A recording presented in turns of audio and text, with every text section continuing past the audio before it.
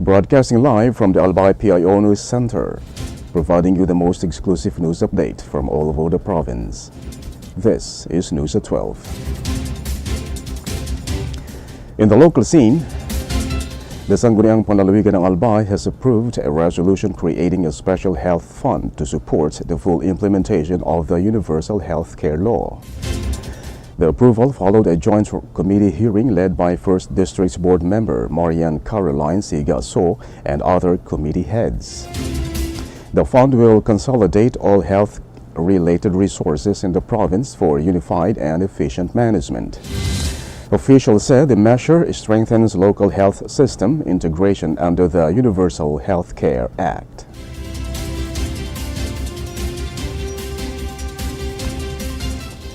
In other story, the Sangguniang Panlalawigan of Albay has backed an ordinance banning the sale, distribution, and consumption of alcohol among minors in Binubatan.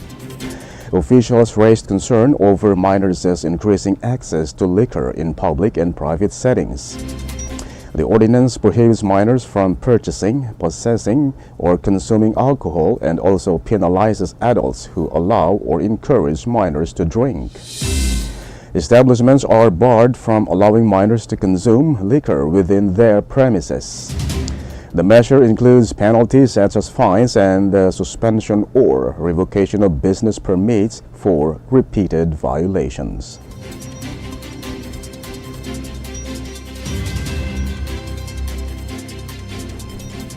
In other news, the Albay Provincial Agricultural Office has organized a federation of taro growers and processors to boost the province's taro industry. The new federation aims to bring together individual farmers and processors to promote sustainable production and better market access. Officials said the initiative will help open more enterprise opportunities and improve coordination across the supply chain. Through this unified effort, Albay hopes to make its taro industry stronger, more profitable, and more sustainable for local farmers.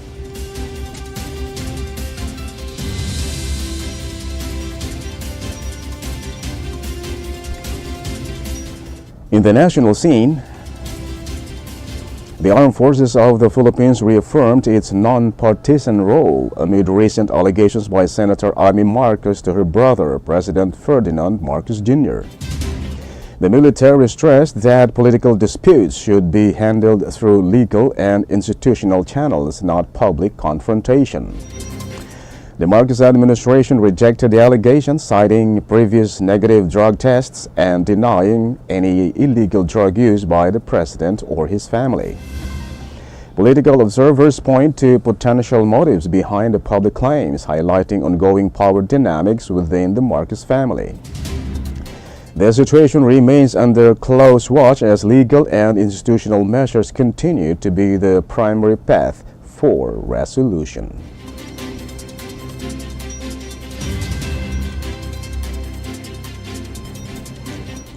In other story, the Philippine government said it is prepared to provide security to former House Appropriations Committee Chair Saldi Ko if he returns to address the corruption complaints against him. Ko, who is currently abroad, has reported receiving threats to his safety.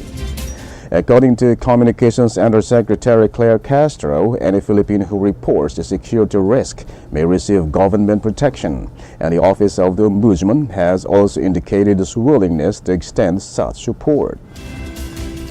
The Ombudsman has filed criminal charges against Ko before the Sandigan Bayan, including alleged malversation of public funds and falsification of documents in connection with flood control projects in Oriental Mindoro. Ko left the country earlier this year for medical reasons and has delayed his return amid allegations from contractors and government officials regarding irregular budget insertions and diversion of funds.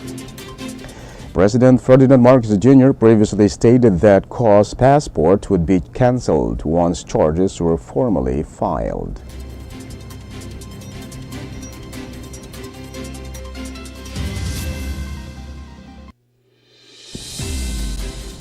In other news,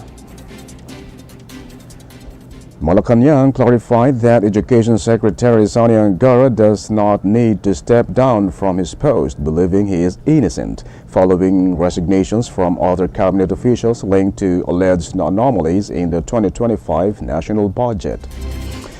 Earlier this week, Executive Secretary Lucas Bersamin and Budget Secretary Amina Pangandaman voluntarily resigned out of delicadeza after former House Appropriations Committee Chair Saldico, who is currently in hiding overseas, accused them of manipulating the 2025 budget to insert projects that could generate kickbacks.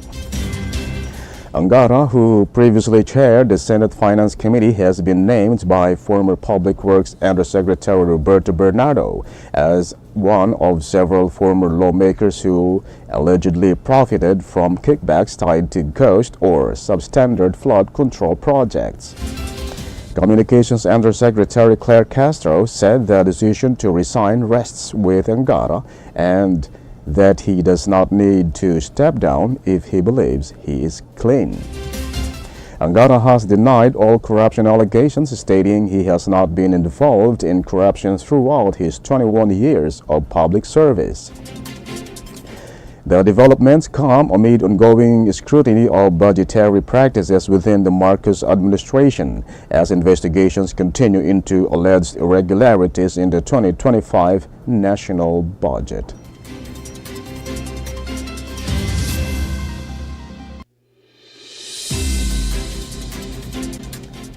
And in the news outside the country, President Donald Trump said Monday the U.S. will sell F-35 fighter jets to Saudi Arabia ahead of Crown Prince Mohammed bin Salman's White House visit. Trump called Saudi Arabia a great ally. The sale would be the first in the Middle East outside Israel, raising concerns in Israel. Trump and the Crown Prince are also expected to sign an agreement on civilian nuclear cooperation. Saudi Arabia said it does not want nuclear weapons but seeks to advance technology to reduce reliance on oil. But any full deal would need congressional approval. This is the prince's first U.S. visit since the 2018 murder of journalist Jamal Khashoggi, which strained relations. Talks will cover U.S. security guarantees, and Trump is likely to push for Saudi-Israeli normalization through the kingdom is not expected to agree. The U.S. has only sold F-35s to close allies and removed Turkey from the program in 2019 over security concerns.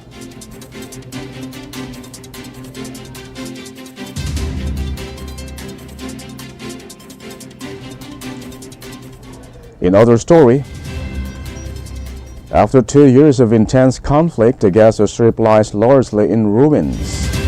A new U.S.-backed peace plan seeks to stabilize the region through the creation of an international stabilization force, which would work alongside Israel, Egypt, and newly trained Palestinian police to secure borders, protect civilians, ensure humanitarian aid, and disarm armed groups. The plan also proposes a transitional governing body for Gaza called the Board of Peace, with a mandate extending until 2027. The resolution hints at a potential path to Palestinian statehood once reforms are implemented and reconstruction is underway, though Israel has firmly rejected this possibility. Russia circulated a competing draft emphasizing a two-state solution but opposing the Board of Peace for immediate deployment of international forces. The U.S. plan has gained support from several Arab and Muslim-majority countries, including Qatar, Egypt, the UAE, Saudi Arabia, Indonesia, Pakistan, and Turkey. Human Rights Watch has underscored that Israel and its allies remain obligated to comply with international human rights and humanitarian law.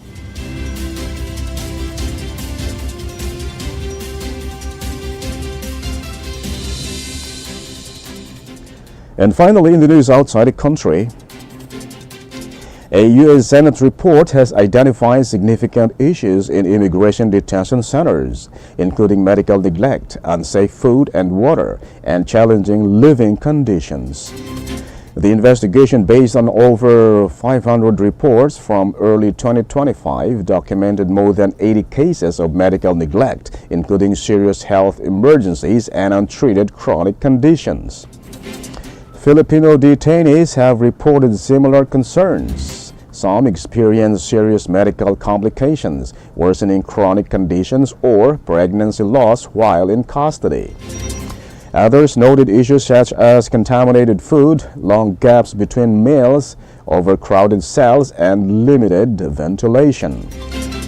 Some reported restrictions even while hospitalized, including limited contact with family and legal counsel. Many of these facilities are operated by private companies, which advocates say may affect oversight. The report comes amid the highest number of deaths in ICE custody in 20 years, with 21 reported so far in 2025. Filipino advocacy groups are urging increased monitoring, improved medical care, and attention from the Philippine government. And that's all for the news at 12, November 20, 2025. We'll be back tomorrow for more news updates. And thanks to our news writer, Albay PIO and Naomi Ruth Hernandez. And on the technical side, Tad Bobis. And our Provincial Information Officer, OIC, Marty Gonzalez. And under the supervision of our Governor, Noel E. Ruzal, I am Greg Hallare. Thank you for subscribing.